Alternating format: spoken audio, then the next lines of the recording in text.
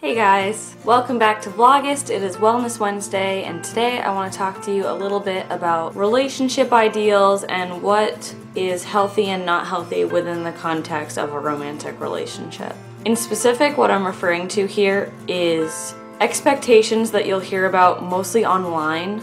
I have examples of some internet memes that I can show you that I see on Facebook all the time, where I read that and I'm like, that is not healthy.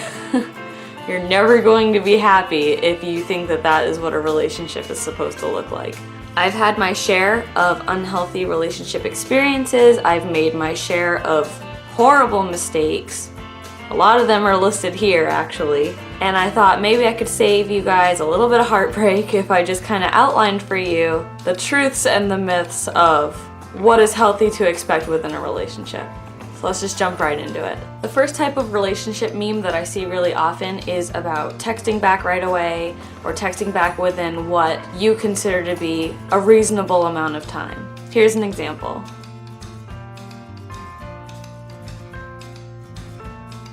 Communication is a good thing within a relationship. You want to find someone whose social needs match your own. So if you like to text often, or if you like to have your space and kind of like contact to be a little bit less frequent, you want to find compatibility on that level.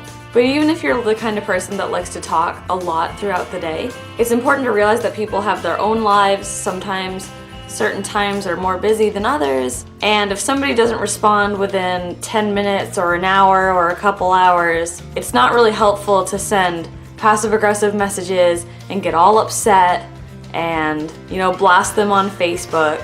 That's a moment where you need to reflect inward and say, what are my communication needs? Are they being met? If they're not being met, then you need to just, move on and find somebody that's going to match your level of intensity when it comes to communication. But remember, you're not going to find anybody who's going to text you back within 5 minutes every single time. The next one is masking jealousy with ownership or being territorial. Here are a couple of examples.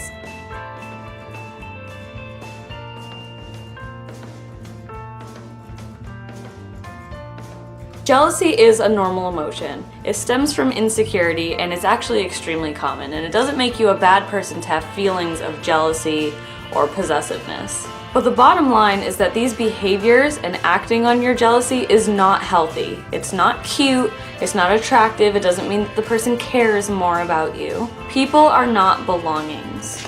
A man who loves you will be loyal to you, period. And you don't have to worry about him having female friends and female acquaintances, because those relationships are perfectly natural, and it's not your place to tell somebody in a relationship who they can and can't have friendships with. If you find yourself having to say, well, it's the girl I don't trust, not you, I trust you, what you're really saying is, I don't trust you to be able to turn down a girl's interest or romantic advances. In the end, a woman is just a female human, and they're not your competition, they're your sisters. If you don't feel like you are your man's number one best friend, favorite female, or what have you, that's a problem within your relationship. That's not just you being possessive of what's yours. There's this idea that when a woman stops getting upset with you, yelling at you, berating you, nagging you, it means that she doesn't care anymore. So if a woman is nagging you and getting all up in your business, it means that she believes in you and she belongs to you. Here's an example.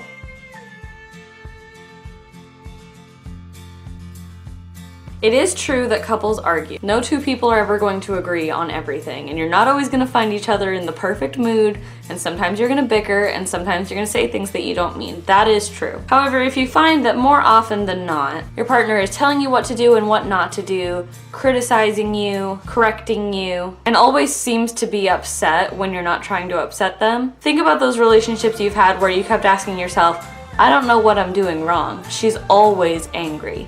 It is very likely that the two of you just aren't compatible. You need to find somebody who's a little bit more on your maintenance level. A compatible match should be able to live in relative harmony with not very much friction or conflict. My next example is one that is more on the side of gender roles and expectations. Here are two examples that I've seen really commonly on Facebook.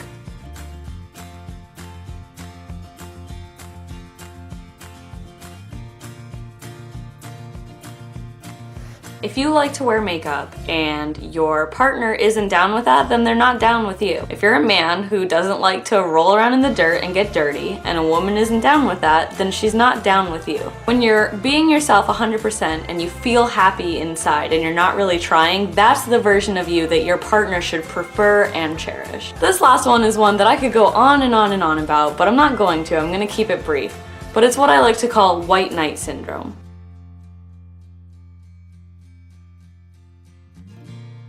Women are people, and they have preference. If a woman rejects you, it's probably not because you were too nice. And if a woman prefers a different man, it's probably not because he's a jerk. The reason for a woman choosing another man over you could be any spectrum of values or levels of compatibility that you guys just simply aren't meeting when you're together. To blame a lack of compatibility on her for preferring what you deem to be a lesser man is really just you cowering away from personal accountability. There are a ton of reasons why she might not like you, and that's okay. It doesn't make you a lesser person. It doesn't make you a failure. It just means that this woman wasn't the right one. These are some things that are kind of just universally unhealthy behaviors. They're things that I've noticed in my past relationships before I found my soulmate and the love of my life. They're recipes for disaster. The relationships that had these qualities did not last. I hope you guys liked this video. Feel free to leave suggestions in the comment bar on different Wellness Wednesday topics you might want me to cover, and I will see you guys for my next Vlogust video.